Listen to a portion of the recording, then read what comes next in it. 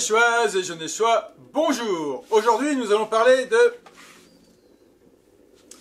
le compte-rendu de la réunion publique et de présentation du PADD.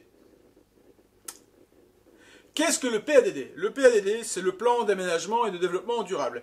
C'est un document qui permettra aux personnes voulant construire, aménager, agrandir sur Genêt, de savoir s'ils peuvent faire une maison avec 1, 2, 3, 4 étages, ils peuvent faire la maison à côté de leurs voisins, ils peuvent faire la maison au fond de rue, la maison au fond de leur jardin.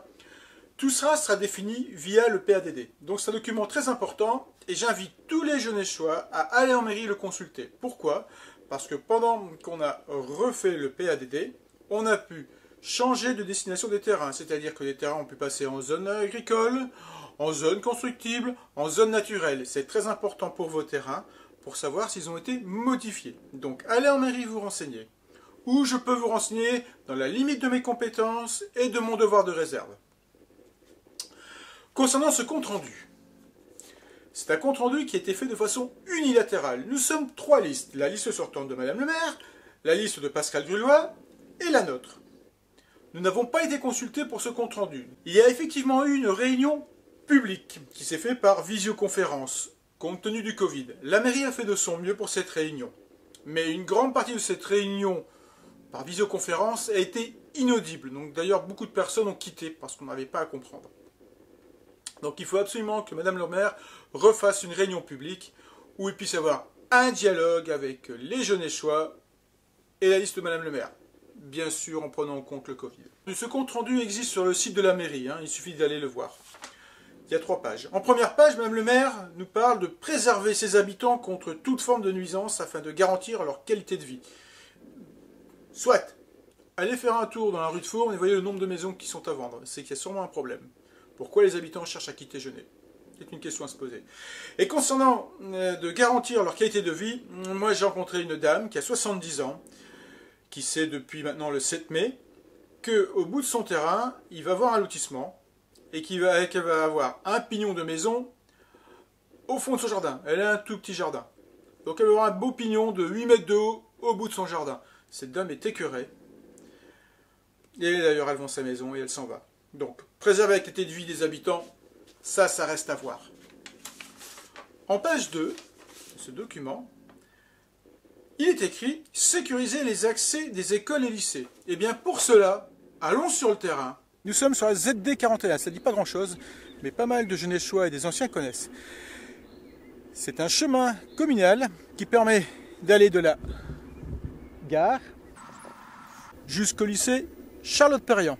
Ce chemin existe toujours, du moins sur le cadastre. Il appartient depuis 1989 à la mairie. C'était l'association foncière de remembrement, si je n'écorche pas le nom de cette association, qui a soit fait don ou vendu la ZD 41 à la mairie de Genêt.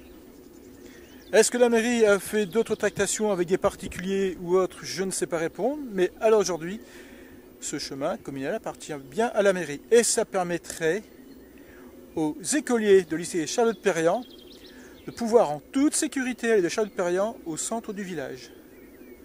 Et souvent, en dehors de la période de Covid, les élèves venaient le midi se restaurer à la friterie qui se trouve juste en face.